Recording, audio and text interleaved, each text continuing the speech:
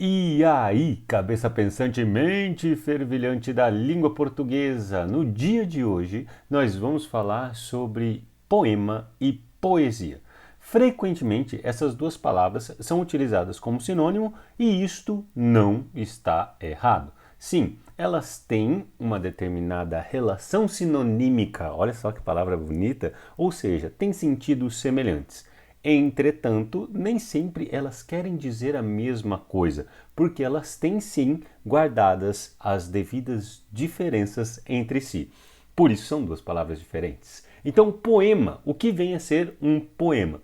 O poema, ele é um texto, ele é um gênero textual, ele é uma forma escrita concreta no papel ou na declamação. Posso declamar um poema, eu canto porque um instante existe e minha vida está completa, ou de tudo ao meu amor serei atento e antes e com tal zelo e sempre tanto que mesmo em face do maior encanto dele se encante mais meu pensamento.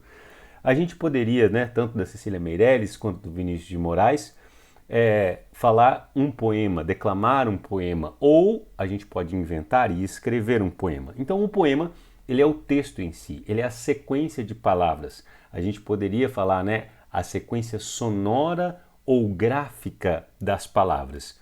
Já poesia é a ideia ou o sentimento que está presente nesse texto.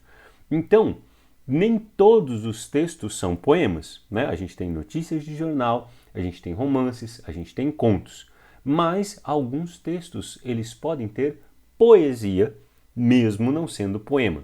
Inclusive, se a gente pegar, por exemplo, uma pintura, ela pode ter poesia. Por quê? Porque ela está passando uma ideia, um sentimento, ela traz um elemento simbólico, metafórico, que faz a gente pensar além daquilo que a razão, que o raciocínio, que a lógica nos permite. E, inclusive, a poesia e o poema, a sequência de palavras, a literatura em si, para podermos falar assim de uma maneira mais ampla, ela traz um trabalho de racionalização, como por exemplo a utilização das palavras, para poder pensar sobre coisas irracionais. Então, por exemplo, o amor, a espiritualidade, às vezes, a existência, entre outros questionamentos. É nisso que a poesia se apoia, nessa expressão de ideia e nessa expressão de sentimentos. Bom, só para a gente exemplificar, vamos pegar um poema do Augusto dos Anjos, em que ele fala assim: eu, filho do carbono e do amoníaco, monstro de escuridão e rutilância, sofro desde epigênesis da infância a influência má dos signos do zodíaco. Profundissimamente hipocondríaco, este ambiente me causa repugnância. Sobe minha boca uma ânsia, análoga à ânsia que se escapa da boca de um cardíaco.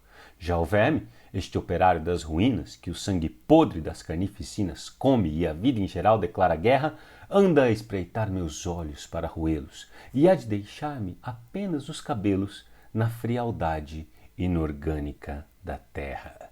Então, Augusto dos Anjos, ele tem uma carga científica no vocabulário dele. Nem por isso, os poemas que ele escreve deixam de ter poesia. Porque ele trabalha a poesia no âmbito da frieza, no âmbito do vazio existencial, do niilismo, das coisas que não fazem sentido. Se vivemos, né? Se vamos morrer, quer dizer, por que vivemos? Se vamos morrer na boca de um verme, quem somos nós? Somos só um composto químico. Lembrando, né, que essas ideias estão presentes no poema de uma maneira filosófica, com influências de pensadores do século XVIII e XIX. Muito bem, então esse seria um poema que a gente declamou, forma física, né? Eu escutei a palavra. E a poesia dele é essa discussão em torno da vida, da relação entre a vida e a morte, da morte física, principalmente quando se trata de Augusto dos Anjos. Agora, se a gente pegar, por exemplo, a Clarice Lispector, vou ler aqui só um trechinho de um parágrafo para a gente ter uma ideia. Viagem a Petrópolis. Ah, só uma coisa, o título do poema era Psicologia de um Vencido. Era uma velha sequinha, que doce e obstinada não parecia compreender que estava só no mundo. Os olhos lacrimejavam sempre, as mãos repousavam sobre o vestido preto e opaco, velho documento de sua vida. Para. Para que vocês já entenderam que é poesia aqui. Não, fala a verdade, que isso? Escuta essa frase. Os olhos lacrimejavam sempre. Imagina, você já visualizou a velhinha. Vamos lá, criar a nossa interpretação do texto. Era uma velha sequinha que, doce e obstinada, não parecia compreender que estava só no mundo. Você já imaginou lá a solidão batendo numa senhorinha? Os olhos lacrimejavam sempre. As mãos repousavam sobre o vestido preto e opaco. Escuta essa sequência, ó. Preto e opaco. Parece que a coisa vai tomando uma forma além daquilo que o meramente físico. A gente começa a criar um sentimento por essa velhinha já nas 3 primeiras linhas. Isso aqui é uma genialidade na escrita. Por isso que a literatura é tão fascinante. Porque você, a partir das palavras, você cria uma sensação, um sentimento, uma memória. Já veio uma pessoa que você conhece, velhinha, você já viu uma velhinha lacrimejando os olhos, né, na sua vida. E isso trouxe uma sensação para você. E a Clarice Lispector toma essa memória e dá na nossa cara e fala: sente isso aqui, sente essa solidão, perceba essa solidão, né? E só para terminar, velho documento de sua vida.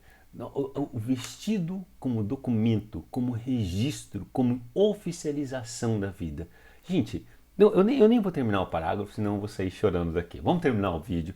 Então, se você gostou desse conteúdo, se você achar útil, deixe o seu like, inscreva-se no canal para que mais pessoas possam entender não só a diferença entre poema e poesia, mas também que o sentido das palavras ele vai além da forma física delas, que pode ser escrita, pode ser falada. É isso aí, cabeças pensantes. Um forte abraço para vocês. Até mais e tchau.